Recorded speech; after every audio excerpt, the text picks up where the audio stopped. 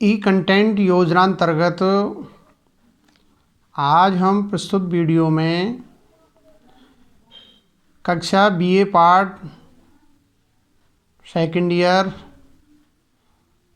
विषय ऐच्छिक विषय हिंदी साहित्य द्वितीय प्रश्न पत्र और पाठ्य पुस्तक का नाम है 7 एकांकी संग्रह। उसमें संकलित जगदीश चंद्र माथुर द्वारा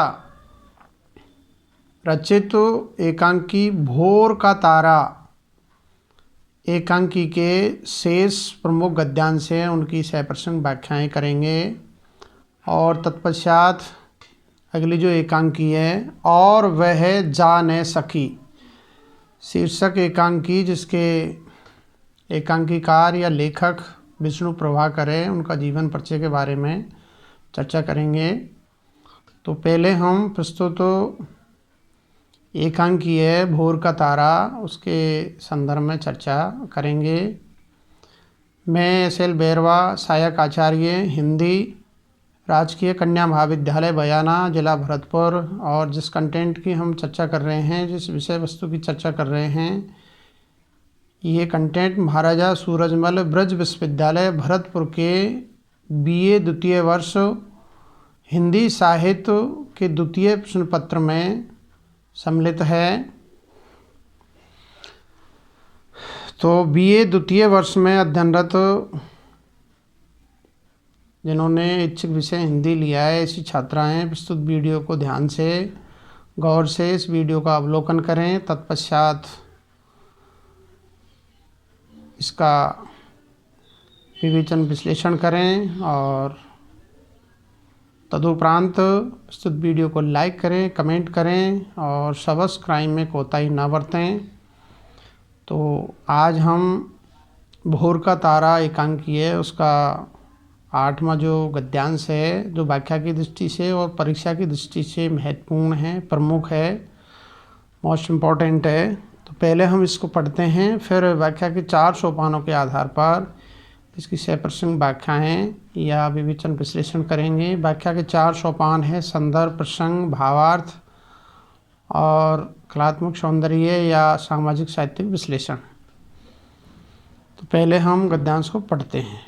देखो बाहर जनता उमड़ रही है, शेखर तुम्हारी वाणी में ओज है, तुम्हारे स्वर में प्रभाव, तुम अपने शब्दों के बल पर सोई हुई आत्माओं को जगा सकते हो, युवकों में जान फूंक सकते हो। आज साम्राज्य को सैनिकों की आवश्यकता है।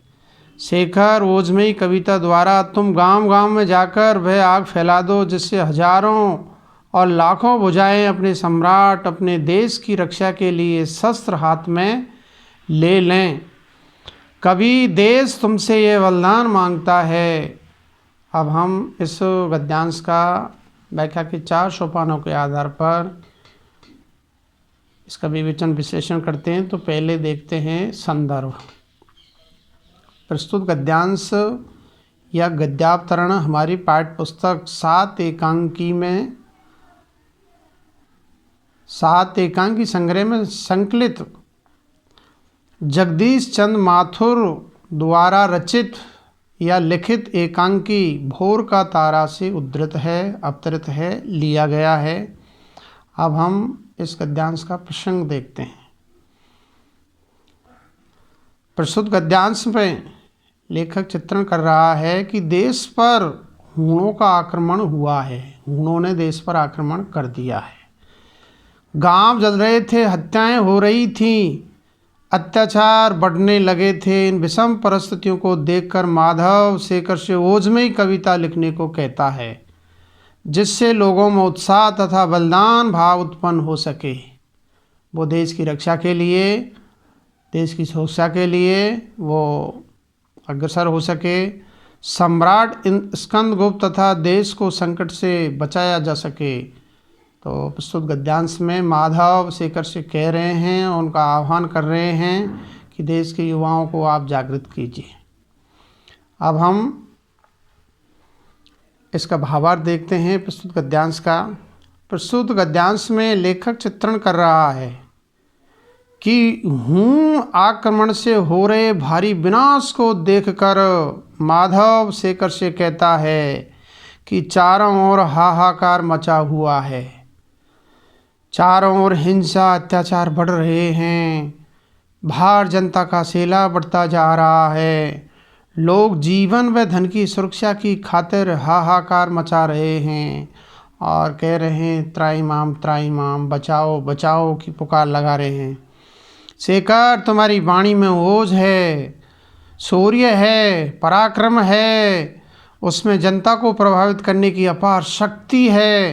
तुम चाहो तो अपनी ओजस्वी वाणी से सोई हुई आत्माओं को भी जगा सकते हो। दूसरे शब्दों में, जिन लोगों में देशभक्ति, शौर्य व बलिदान की भावना सोई हुई है, वह उनमें देशभक्ति, राष्ट्र प्रेम और कर्तव्य परायणता का संदेश फूंक सकता है। आज समाज व देश की रक्षा की खातिर, बाहरी शत्रुओं से देश की रक्षा की खातिर देश को सैनिकों की आवश्यकता है, युवाओं की आवश्यकता है। माधव कहता है कि शेखर, इस विपत्ति के समय तुम सम्राट स्कंदगुप्त के हाथ मजबूत करो। इसके लिए ओजमयी कविताएं लिखो और सोई हुई आत्माओं में देशभक्ति व राष्ट्र प्रेम की भावना को जागृत करो। अपनी कविता के द्वारा उस आग को संपूर्ण देश में फैला दो, जिससे हजारों और लाखों भुजाएं अपने सम्राट व देश की सुरक्षा हेतु तत्पर हो जाए, तैयार हो जाए और देश की रक्षा हेतु वे अपने हाथों में शस्त्र धारण कर लें। अस्त्र शस्त्रों के माध्यम से क्या है, सम्राट स्कंदगुप्त है उसके हाथ मजबूत कर दें। यह विपत्ति का समय, देश की सुरक्षा का समय है।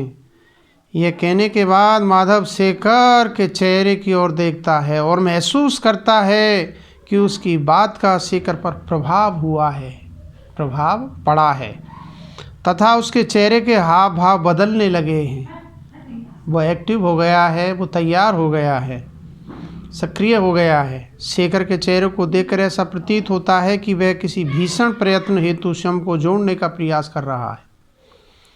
माधव शेखर की मनोस्थिति को समझकर उससे कहता है कि यह समय देश के लिए विपत्ति का समय है।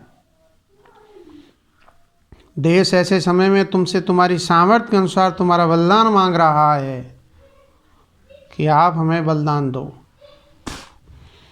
दूसरे शब्दों में, तुम्हें अपनी शक्ति व सामर्थ्य के अनुरूप देश की सेवा करनी चाहिए। तो ये इस गद्यांश का भावार्थ है, सरल अर्थ है। अब हम प्रस्तुत गद्यांश का कलात्मक सौंदर्य या इसका सामाजिक साहित्यिक विश्लेषण देखते हैं। प्रस्तुत गद्यांश में माधव के कथन के माध्यम से एकांकीकार ने कवि को अपना दायित्व बोध करवाया है, अपना कर्तव्य बोध याद दिलाया है। कवि की कलम की शक्ति की ओर संकेत किया गया है। जहाँ न पहुँचे रवीर, वहाँ पहुँचे कवि।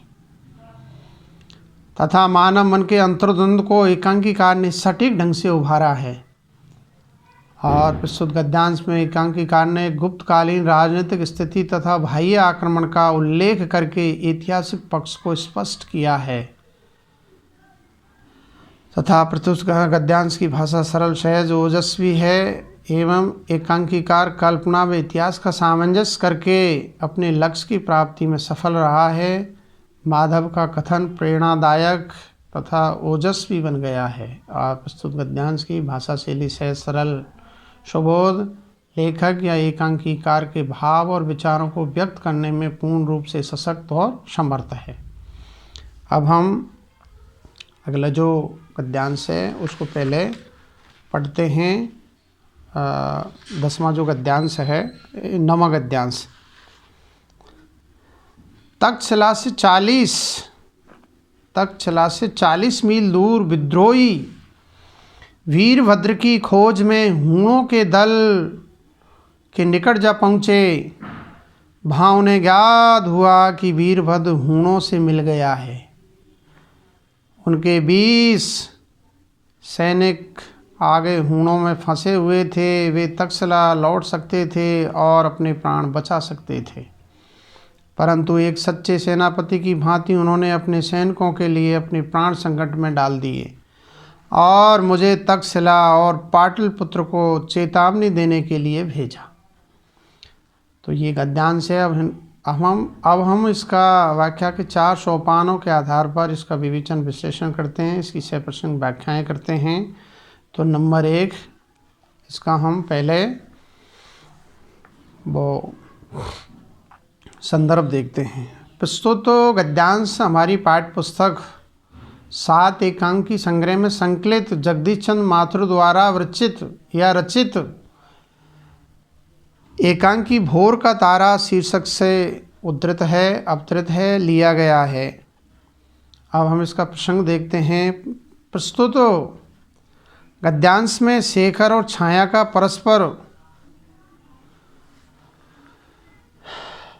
संवाद चलता है, आपस में उनमें वार्तालाप होता है।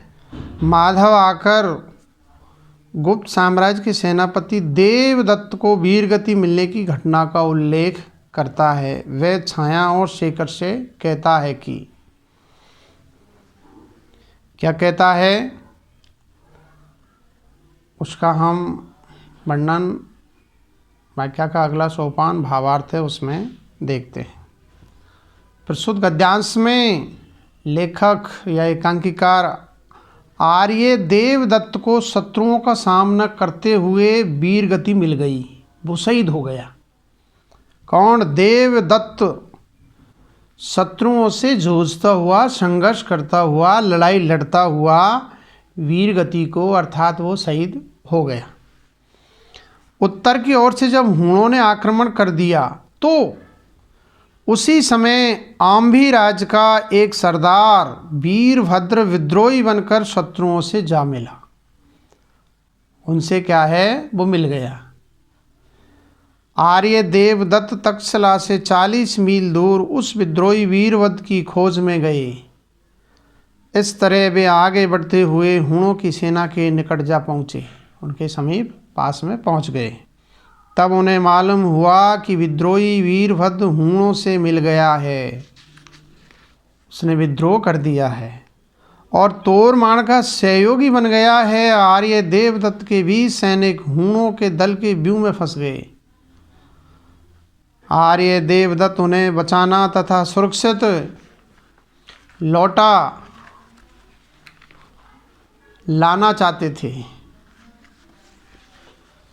उस समय वे चाहते तो अपने सैनिकों की खोज छोड़कर सुरक्षित तक्षशिला लौट सकते थे और शत्रुओं से अपने प्राण बचा सकते थे, परंतु एक सच्चे सेनापति की तरह उन्होंने अपने सैनिकों की खातिर अपने प्राण संकट में डाल दिए और देश के लिए शहीद हो गए।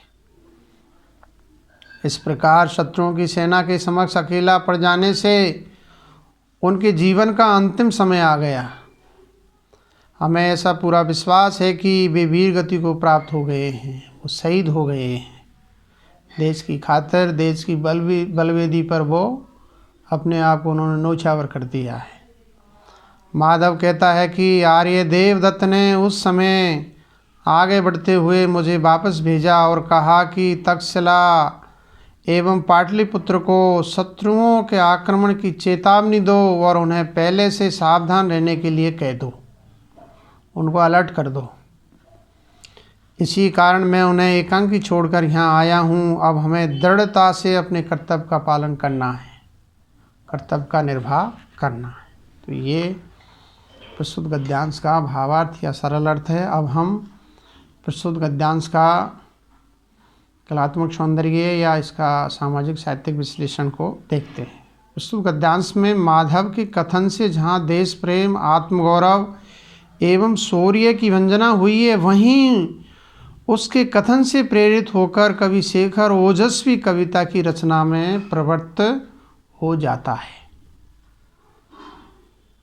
तथा भाषा सरल सुबोध प्रभाव में शैली वर्णनात्मक एवं चरित्र उद्घाटक या यूँ कहें कि वर्णनात्मक है।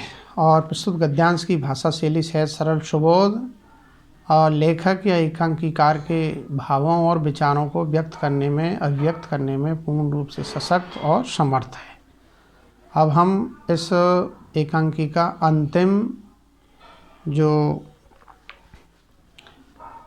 10वां गद्यांश है वो व्याख्या की दृष्टि से मार्मिक है, महत्वपूर्ण है। उसको पहले पढ़ते हैं, फिर व्याख्या के 4 सोपानों के आधार पर इसका विवेचन विश्लेषण करेंगे।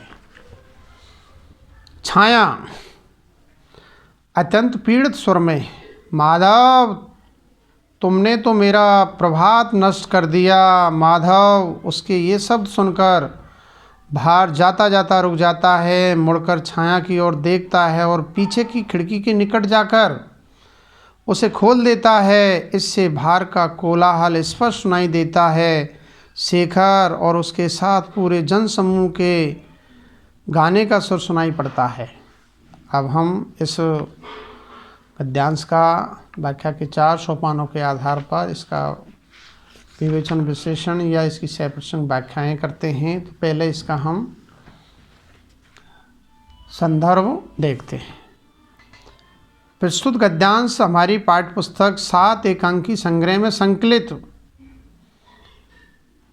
5वें नंबर की एकांकी या अध्याय 5वां है। उसमें 7 एकांकी संग्रह में संकलित जगदीश चंद्र माथुर द्वारा रचित या लिखित एकांकी भोर का तारा से उद्धृत है, अवतरित है, लिया गया है। अब हम इसका प्रसंग देखते हैं। प्रस्तुत गद्यांश में हूणों के आक्रमण की बात सुनकर शेखर ने अपना भोर का तारा महाकाव्य जला दिया, उसको आग के हवाले कर दिया और जनता को जगाने वाली कविता लिखने लगे। वीर्य शौर्य पराक्रम वीरता, इससे संबंधित वीरता से ओतप्रोत कविताओं का सृजन प्रारंभ कर दिया शेखर ने और भोर का तारा नामक जो महाकाव्य है उसको आग के हवाले कर दिया। इससे दुखी होकर छाया ने माधव से कहा। उसी का प्रस्तुत गद्यांश में लेखक वर्णन कर रहा है। अब हम व्याख्या का 3रा सोपान अर्थात भावार्थ है या इसका सरल अर्थ है उसको देखते हैं। प्रस्तुत गद्यांश में छाया अत्यधिक दर्द भरे स्वर में कहती है कि हे माधव तुमने मेरा भोर का तारा अर्थात प्रभात पूरी तरह से नष्ट कर दिया है। मेरे क्या है, प्रभात के सूर्य पे क्या है, तुमने पानी फेर दिया है। मेरा जीवन प्रातःकाल के समान सुंदर सुख देने वाला था, उसे तुमने समाप्त कर दिया है। छाया का ये शब्द सुनकर बाहर की ओर जाता हुआ माधव रुक जाता है, ठहर जाता है।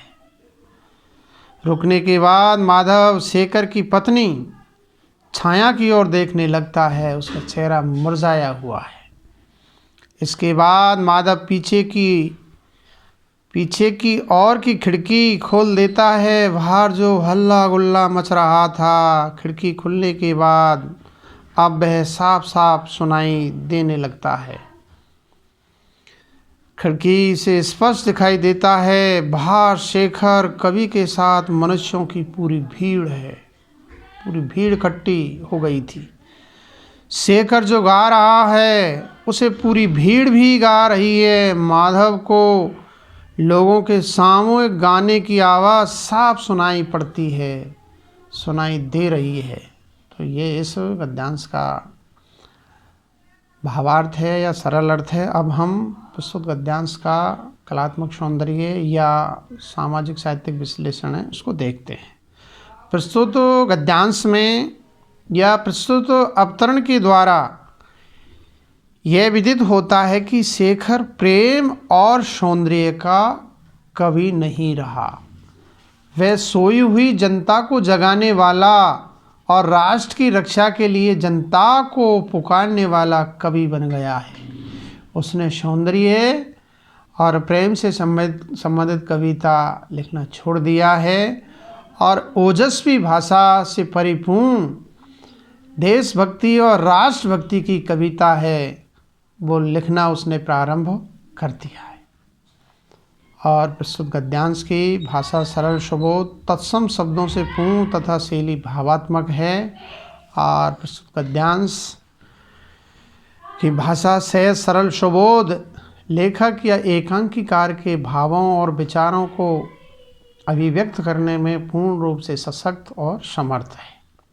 तो ये भोर का तारा नामक एकांकी है। इसके जो प्रमुख गद्यांश है वो हमने पढ़ लिए हैं। आगे हम अगली एकांकी है 6 नंबर की जो एकांकी है, और वह जा न सकी। इस एकांकी के बारे में हम चर्चा करेंगे हैं। पहले हम इसके लेखक है, इसके एकांकीकार है विष्णु प्रभाकर, उसका संक्षिप्त जीवन परिचय या उनका व्यक्तित्व कर्तृत्व है उसको देखते हैं। उसके उपरांत इस एकांकी का मूल मंतव्य या मूल भाव या इसकी कथा वस्तु है उसके बारे में चर्चा करेंगे। तदोपरांत उसके पश्चात इस एकांकी की जो मार्मिक गद्यांश है, जो व्याख्या की दृष्टि से, परीक्षा की दृष्टि से प्रमुख है, उनकी हम सप्रसंग व्याख्याएँ करेंगे या उनका विवेचन विश्लेषण करेंगे। तो पहले हम और वह जा न सकी जो एकांकी है, इसके लेखक है, उनका जीवन परिचय है, उसको देखते हैं।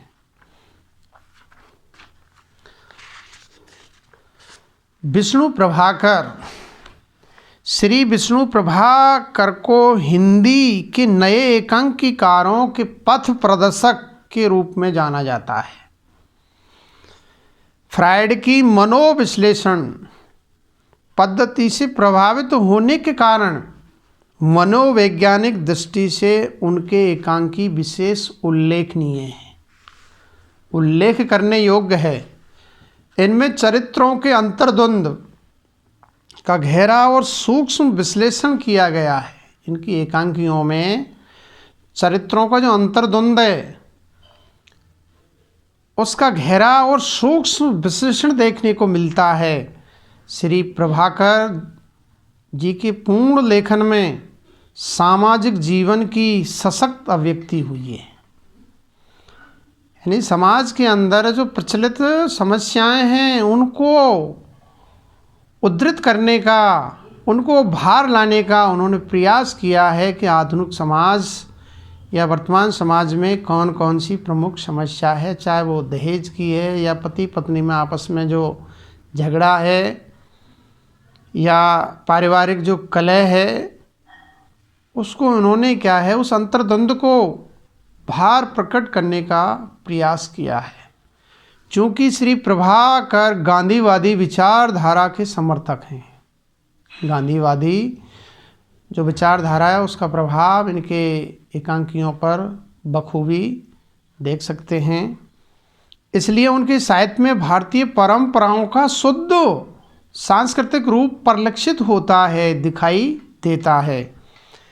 इन्होंने मनुष्य की असीमित आकांक्षाओं को व्यंग के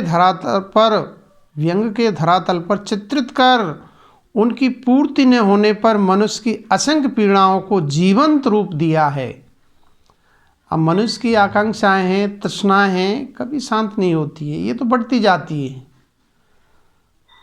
इस प्रकार आधुनिक सामाजिक व्यवस्था के यथार्थ चित्र उनकी लेखनी ने अंकित किए हैं। मानव मन तथा सामाजिक समस्याओं का मौलिक विश्लेषण, बुद्धि और विवेक की प्रधानता तथा मनोवैज्ञानिक विवेचन आपके एकांकियों की मौलिक विशेषताएं हैं, मूल विशेषताएं हैं। आपने सबसे अधिक सामाजिक एकांकियों की रचना की है। साथ ही भारत के नवनिर्माण और राजनीति से संबंधित भी अनेक एकांकी लिखे हैं। कतिपय पौराणिक एकांकियों में उनकी धार्मिक और नैतिक चेतना की आदर्शवादी अभिव्यक्ति हुई है।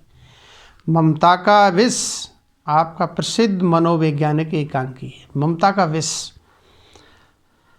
आपके प्रसिद्ध एकांकी है। इंसान, संघर्ष के बाद, प्रकाश और परछाई, गीत और गोली, स्वाधीनता संग्राम आदि। कहने का तात्पर्य ये है कि आप आपके एकांकियों का आधार पटल बहुत विस्तृत है। आपने कुछ प्रसिद्ध ध्वनि एकांकी भी लिखे हैं जिनका रेडियो पर प्रसारण हुआ है। उनमें दरिंदा विशेष उल्लेखनीय है। दरिंदा नामक जो रेडियो एकांकी है उसको रेडियो पर इसका प्रसारण हो चुका है। अब हम और वह जा न सकी एकांकी का संक्षिप्त में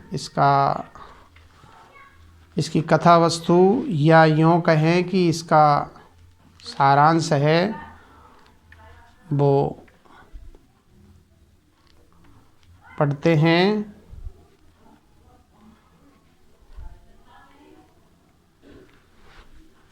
इसका जो सार तत्व है उसको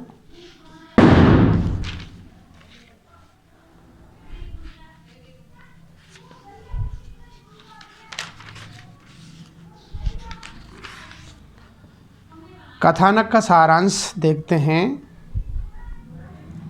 और वह जा न सकी।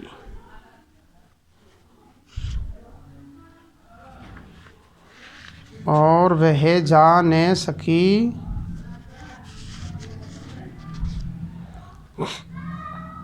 तो इसका जो कथानक है, इसकी कथा वस्तु है, उस पर हल्का सा हम दृष्टिपात करते हैं। प्रस्तुत एकांकी में यहाँ से ये प्रारंभ होती है। शैलेंद्र कमरे में बैठा हुआ किताब पढ़ रहा है। शैलेंद्र कमरे में बैठा हुआ किताब का अध्ययन कर रहा है। पत्नी शारदा तेजी से बड़बड़ाती हुई बाहर आती है और शरद कौन है? उनका पुत्र है।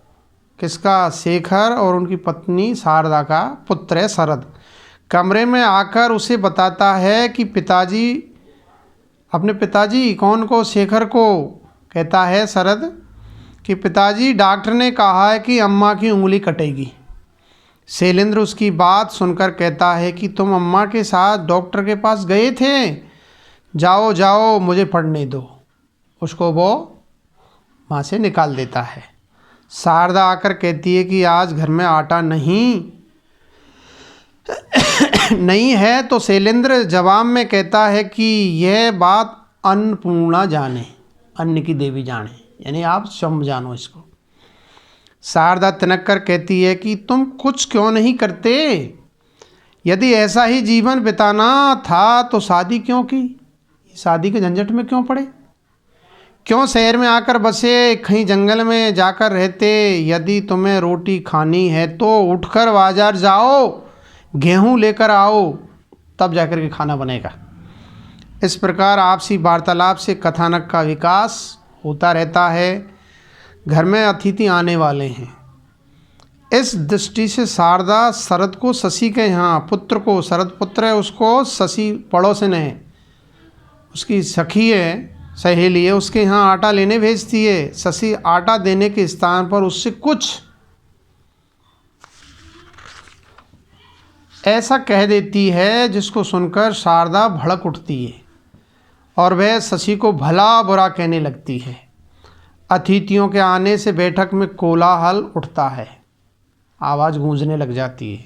उसी समय श्रीधर भी आ जाता है। ये पड़ोसी है और इनका मित्र है, किसका? शेखर का। तभी शरद आकर कहता है कि पिताजी कहते हैं कि खाना 5 आदमियों का बनाना। धुंध की स्थिति जन्म ले जाती है। श्रीधर उसकी बात को सुनकर कहता है कि भाभी ये तो अत्याचार है आप पर। वह शारदा के प्रति सहानुभूति दिखाता है, पर शारदा कहती है कि श्रीधर तुम्हारी बात पर सोचूंगी, चिंतन करूंगी, फैसला करके रहूंगी, पर अभी जो खाना खाने आए हैं उन्हें खाना तो खिलाना ही होगा। वह श्रीधर को बाजार भेजकर सामान मंगवाती है और अतिथि सत्कार करती है। शैलेंद्र आकर कहता है कि आज तो खाना इतना स्वादिष्ट बना था कि वे सब तुम्हारी तारीफ करते नहीं आगाते थे। शारदा उसकी बात अनसुनी करके कहती है कि अब मैं यहाँ नहीं रहूँगी। ये ताल ठोक करके कहती है शेखर से शारदा, मेरा तुम्हारा निर्वाह नहीं हो सकेगा, बस आज तक का है ये। शारदा की बात को सुनकर शैलेंद्र चला जाता है। शीला और शैलेंद्र के वार्तालाप क्रम में जब शारदा ये बात सुन लेती है कि मैं शारदा के बिना कुछ नहीं हूँ शीला जी। शीला जी क्या है, शेखर को कुछ बहकाना चाहती है, लेकिन शेखर ने क्लियर कह दिया कि मैं शारदे के बिना कुछ नहीं हूँ शीला जी, वो मेरे जीवन का अभिन्न अंग है, वो मेरी अर्धांगिनी है, जो वो करती है वो फाइनल है। यह सुनकर शारदा पागल सी हो जाती है, उसका पूरा का पूरा इरादा धरा का धरा रह जाता है और उसकी जो योजना है चक्रव्यूह उसमें पानी फिर जाता है।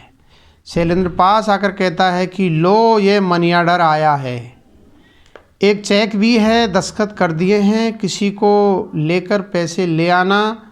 शारदा कहती है जी अच्छा। शैलेंद्र कहता है कि गुस्सा उतर गया दिखता।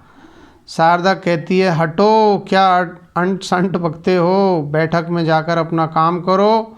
दोनों हंस पड़ते हैं। इस प्रकार और वह जा न सकी एकांकी की कथा वस्तु अपने आप में स्वाभाविक, सरल, प्रभावपूर्ण है। यह अपनी रसमयता के कारण पाठकों को निरंतर अपनी ओर आकर्षित किए रहती है। ये एकांकी अपनी चरम सीमा पर समाप्त होती है और वह जा न सकी शीर्षक कुछ लंबा है किंतु विषय से पूर्णतः संबंधित है। तो ये एकांकी का संक्षिप्त में इसकी कथा वस्तु कह लें या इसका सारांश कह लें या इसका मूल मंतव्य हम कह सकते हैं। आगे हम इस एकांकी जो महत्वपूर्ण गद्यांश है या व्याख्या की दृष्टि से या परीक्षा की दृष्टि से प्रमुख गद्यांश हैं, उनकी चर्चा अगले वीडियो में करेंगे। आज इतना ही। धन्यवाद। नमस्कार।